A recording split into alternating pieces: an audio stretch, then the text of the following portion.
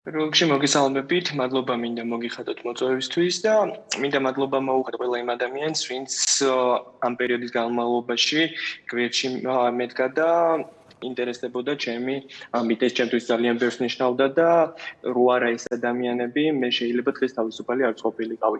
ასევე მინდა მადლობა მოუხადო ჰელსინკის კომისიას, მინდა მოუხადო ჩემ ადვოკატებს, ვინც ადვოკატირება გამიწია ანისა და არტურს და ასევე ვისარგებლებ კიდე მომენტით და მადლობას მოუხდი ელენე მეტრეველს და გიორგი თუმასიანს, რომელსაც დიდი წვლილი მიუძღვით ჩემ მეც პირადად გიორგი თუმასიანის Facebook პოსტით გავიგე წუხილ თქვენი გათავისუფლების შესახებ და მართლა ძალიან დიდი მღელვარება იყო საქართველოში, ვიდრე ჩვენ გავარკვევდით, მოხდებოდა თუ არა თქვენი ექსტრადირება და ბრავო, პირველი ჩემი რეაქცია ეს იყო, რომ სომხეთმა მიიღო გადაწყვეტილება, არ გადაეცათ მათთვის თქვენი თავი.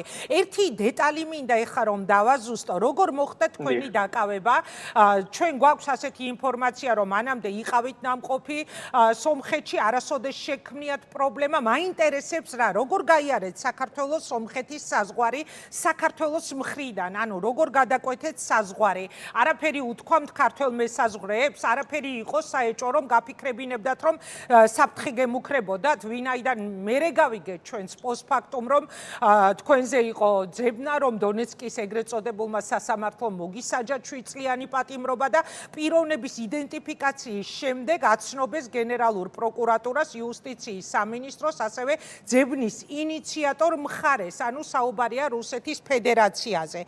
არის შესაძლებელი, რომ ეს არ ცოდნოდა ქართულ მხარეს? თქვენ როგორც ახსენეთ, მე არაერთხელ ვიყავი სომხეთში ნამყოფი და სხვათა შორის ამ მოკლე პერიოდშიც ვიყავი და საერთოდ წარმოდგენაც არ მქონდა, რომ შეიძლებოდა აქ პრობლემა შემქნოდა, მით უმეტეს საბაჟოზე. საბაჟოზე უბრალოდ გადმოსვლისას ქართველმა მებაჟეებმა ჩვეულებრივ გადმომიშვეს, შემდეგ უკვე მაგაზე ქონდა საუბარი ჩემთან ციხეში შემოვიდა ქართული საკონსულო და კონსულს რო ვესაუბრე, კონსულმა განვიცხადა უბრალოდ რომ ჩვენ უბრალოდ DST-ს ძებნილთა სიაშთან თქმა არ ქონდა. უბრალოდ ეგ განვიცხადა შემდეგ ჩემი გადმოსვლის შემდეგ. სომეხმა მებაჟეებმა დროებით დამაყოვნეს, იმიტომ რომ თვითონაც გაურკვევლობაში იყვნენ, რა ხდებოდა და რასთან დაკავშირებით ხდებოდა ზოგადად ჩემი გაჩერება.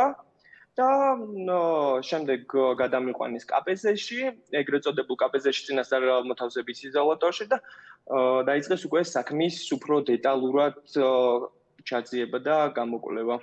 ეხლა რამდენად დაცულია თქვენი უსაფრთხოება?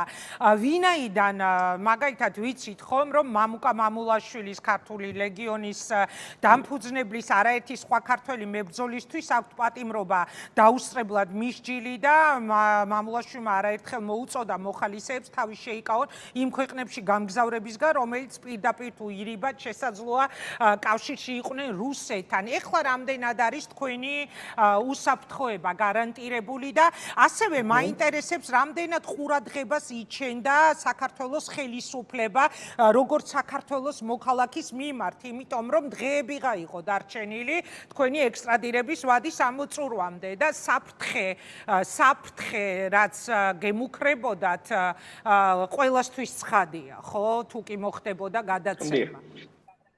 დიახ, რაც შეეხება პირველი კითხვით უსაფრთხოებას, რაც შეეხება, ხო, უსაფრთხოდ ეხლა შედარებით უფრო თავს ვგრძნობ, ვიდრე იქ, სადაც ვიყავი. იქ ყოველი მომენტი, ყოველი აზრი და ყოველი ფიქრი ცუდისკენაც მიდიოდა და ესევე კარგი იმედიც ჰქონდა და აქედან გამომდინარე, რაც გადავიარე და რა პერიოდიც იყო, იმას რა თქმა უნდა, ჯობია გარეთავარ, რაც არ უნდა იყოს და აქ რაც არ უნდა იყოს, რაღაცა მაინც შემიძლია და შედარებით უფრო უსაფრთხოდ ვგრძნობ თავს. რაც შეეხება ყურადღებას, ხო, ეს არის ასევე ძალიან საინტერესო. საქართველოს ხელისუფლების როლი იყო თუ არა ამ გადაწყვეტილებაში? ხო, კულუარებში იქით რა ხდებოდა, სიმართლე გითხრათ, არ ვიცი და მაგასთან არც თქმა მაქვს არაფერი, უბრალოდ იმასაც ვიტყვი, რომ ქართული საკონსულო იყო ჩემთან შემოსული. უბრალოდ დამაიმედეს, რომ კი გაგიშვებენო, ჩვენ რაც შეგვიძლია გავაკეთებთ, უბრალოდ იმის იქით ვერც კარგს ვიტყვი, ვერც ცუდს ვიტყვი, იმიტომ რომ არ ვიცი რა გაუკეთებია და რა გააკეთეს ზოგადად. მაგრამ იმას ვიტყვი, რომ იყვნენ შემოსულები, მაგრამ მაგის იქით არ ვიცი რა გაკეთდა და რა გააკეთეს, არ ვიცი, მაგრამ ვიცი, რომ დიდი წვლილი ჩემ ადვოკატებს მივხვდი და ჰელსინკის კომისიის მთლიან გუნდს. და ევროდეპუტატების განცხადებაც, რომელსაც ჩვენ ყველანი ვადევნებთ, სხვათა შორის ძალიან დიდი ინტერესით ადევნებდა უამრავი ადამიანი თვალს, როგორ განვითარდებოდა თქვენი საქმე, რა მსვლელობა მიეცემოდა. გიორგი კინოიანის რუსეთისთვის გადაცემის შემთხვევაში მის სიცოცხლეს დაუყოვნებლივ დაემუქრება საფრთხე, ეჭვი არაა, რომ იქ მას ელოდება წამება, პოლიტიკური დევნა ან სიკვდილი, ეს მხოლოდ პირადი ტრაგედია არ არის, ეს არის პირდაპირი გამოწვევა სამართლიანობის კანონის უზენაესობის და ევროპული სოლიდარობის. ეს არის ნაწყვეტი ევროპარლამენტის 6 დეპუტატმა, რომ მისწერა ევროკომისიის პრეზიდენტს თქვენს თაობაზე წერილი. ანუ საერთაშორისო რეაქციას გაეწია ანგარიში სომხეთში. თავისთავად ფაქტი არის ძალიან კარგი იმ თვალსაზრისით, რომ ანუ არ მოხდა თქვენი ექსტრადირება და კიდევ ერთხელ გამოვთქვა იმედს, რომ ვანო საბაშვილის თაობაზეც იმედია იქნება ანალოგიური გადაწყვეტილება. დიახ, რა თქმა უნდა, ევროპარლამენტს უდიდესი როლი მიუძღვით ზოგადად ჩემი აზრით ამ გადაწყვეტილების მიღებაში და კონკრეტულად ქართული მხრიდან ელენე მეტრეველი იყო აქტიურად ჩართული როგორც მითხეს და როგორც გავიგე და ელენე მეტრეველს ერთ-ერთი დიდი როლი მიუძღვის ევროკავშირში კონკრეტულად ამ საქმესთან დაკავშირებით და მადლობას გავუხდი ელენეს კიდევ ერთხელ. მადლობა გიორგი, სამწუხაროდ აქ ამბები ისეთი ხდება, რომ ეხლა მე მაყურებელს უნდა მოუყვე ექიმ გიორგი ჩახუნაშვილის სახლში მიდის ამ წუთებში ჭხრეკა ჩვენი